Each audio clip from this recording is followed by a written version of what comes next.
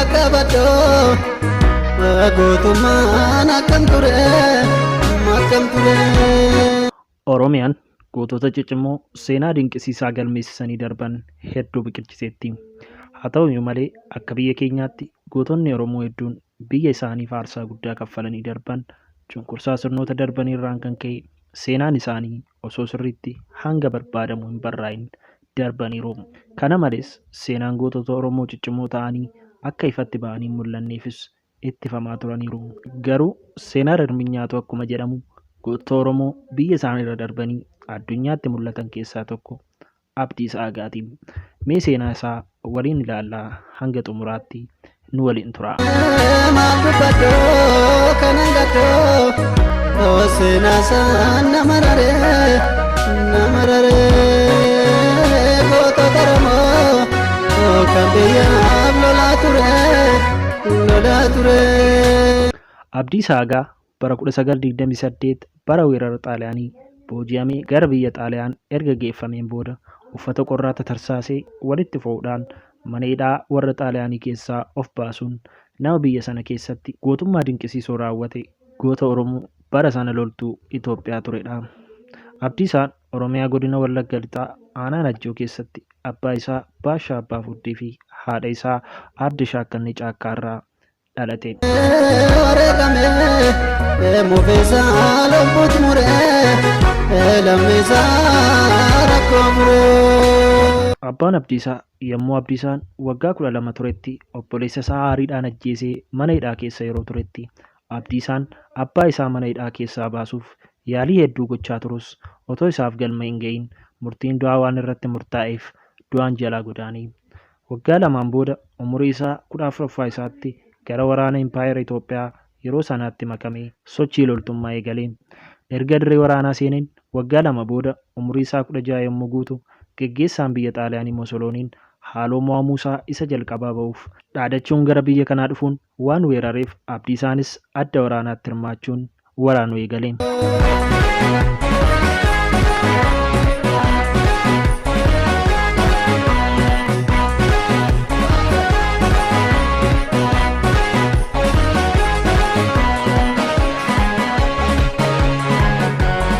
Waraana irratti balaan madaa'uu cimaan waan isa qunnameef erga yaalii fayyaa irra tureen booda magaalaa Finfinnee mana hidhaa tokko keessatti hidhaa dhaabbiirra ture. Yeroo sanatti biyya akka bulchuuf Xaaliyaanotaan kan muudamee ture nama maqaan isaa Giraaziyaanii jedhamu irratti yaalii ajjeechaa gootaniittu namoota jedhamuun shakkaman 37 mana hidhaa keessatti hidhaa dhaabbiitiin erga dararaa guddaa irraan ga'aniin booda karaa Soomaaliyaatiin Abdiisaa fi namoota isa waliin hidhaman hunda fuudhanii Xaaliyaan keessaa bakka Siisilii jedhamutti akka hidhaman taasisanii.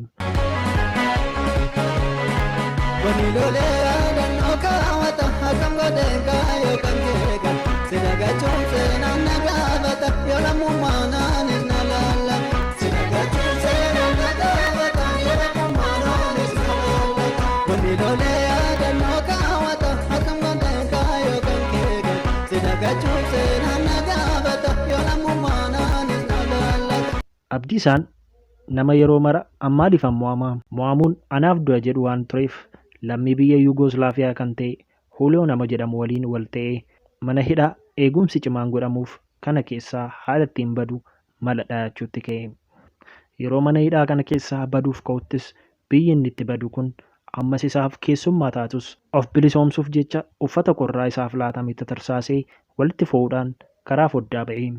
Guyyoota muraasa booda halkan gara mana hidhaa sanaatti deebi'ee dhaquudhaan eegdota mana hidhaa sanaa irratti dhukaasa banuudhaan hidhamtoota achi keessa turan gadhiisisees ture.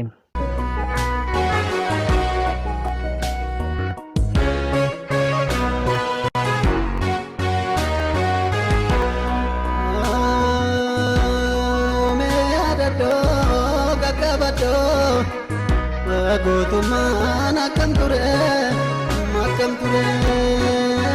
Maal dubbadhoo kanan gaddoo seenaa isaa nama raree gootota Oromoo kan biyyaaf lolaa ture. Namoonni mana hidhaa sana keessaa ba'anis meeshaa eegdota mana hidhaa irraa saaman fayyadamuudhaan garee ijaarratanii gooticha Abdiisaa Agaas akka gaggeessaa isaanii ta'uuf sagalee guutuudhaan filatan. Gareen kunis ejjennoo isaanii haala cimaan jabeeffachuudhaan mooraa loltoota Xaaliyaanii hedduu rukuchuudhaan isa biyya Itoophiyaa keessatti isaan qunname caalaa balaan amma karaa gartuu Abdiisaa fa'aa isaan irra gahaa jiru humnaa ol isaanitti ta'aa dhufe. Waraana Abdiisaatiin kan hunguraman Xaaliyaanonni kennaa fi wantoota adda addaa waadaa galuufiin akka gara waraana isaaniitti makamuufillee kadhatanii turan. Abdiisaanis faashistoota waliin akka hin hiriirre jala sararee isaan hubachiisuudhaan daran Xaaliyaanota dhiphisuusaa itti fufe. Waqtii sana baay'ee ho'aa kan dhufe sirni naazii Jarmanii waraana addunyaa lammaffaa yommuu eegalu Musolooniin Jarmanoota faana soddoomuu isaatiin kan ka'e Biriitaaniyaa, Firaansii fi Ameerikaan biyyoota dhiyaa waliin wal ijaaruudhaan Musoloonii waraanuu eegalanii turan. Gamtaan sunis maqaa Abdiisaa erga dhaga'aniin booda humna Musoloonii dadhabsiisuuf jecha meeshaa waraanaa fi kanneen biroo Abdiisaa fa'aadhaaf kennu eegalan.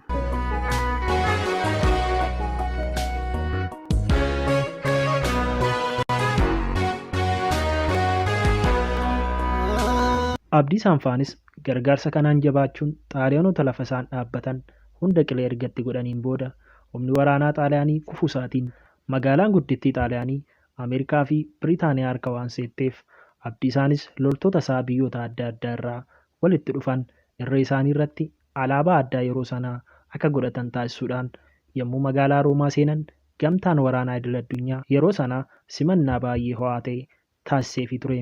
Kanatti aansuun loltoota dabalataa kan gamtaa waraanaa idil addunyaa yeroo sanaa jalatti bulu tokko geggeessuudhaan waraana isa dhumaa Jarmaniin mo'achuuf geggeeffame irrattis sirnaan dirqama isaa baateera.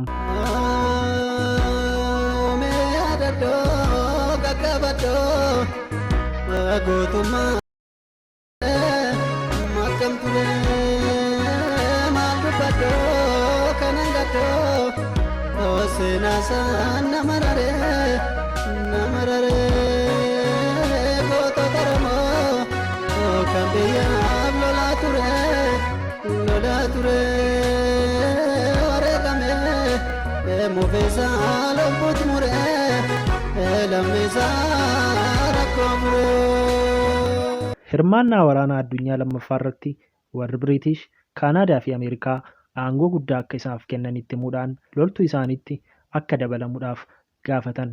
Abdiisaan garuu gara biyya isaatti deebi'uu akka barbaadu itti himuun isaan dide. Deebiin Abdiisaa kun biyyoota kana waan aarseef yeroo Xaaliyaaniin lolaa turtetti biyya barbadeessiteetta jechuudhaan himannaa irratti banan. Akka carraa ta'ee Jeneraalli Biriitish kan duraan badhaasa Abdiisaadhaaf kennee ture tokko Abdiisaan akka gadi lakkifamuuf tattaafachuudhaan hidhaa isaa gara adabbii qarshiitti jijjiirsiseefi. Abdiisaanis gadi lakkifame. Gadi dhiifamuu isaatiin boodas gooticha Abdiisaa Agaa gara biyya isaatti deebi'e.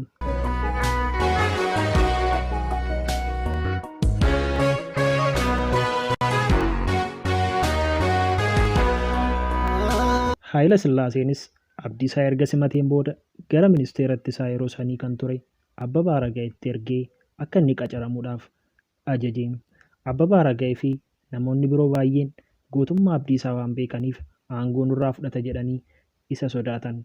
Kanarraan kan ka'e Abdiisaa gara Jeneraalaatti ol guddisuurra gara Akaadaamii Waraanaa Hoolotaatti akka waraana baratuuf isa erge.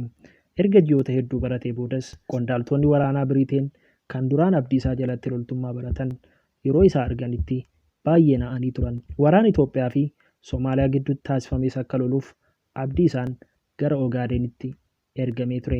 Achirrattis gootummaa fi ogummaa waraanaa guddaa agarsiisus sadarkaan isaa waggoota dheeraadhaaf akka ol hin guddanneef dhiibbaan irratti taasifamaa ture. Haa ta'u iyyuu malee Haayila Sillaaseen namoonni adii yommuu dhufanitti waa'ee isaa irra deddeebiidhaan yommuu odeessan waan dhaga'eef masaraa mootummaatti waamuudhaan koloneelii taasisuun muudama laateefi. Koloneel Abdiisaa Agaa warraaqsa Itoophiyaa guutuu biyyattiitti taasifameen booda bara 1977 lubbuun isaa dabarte.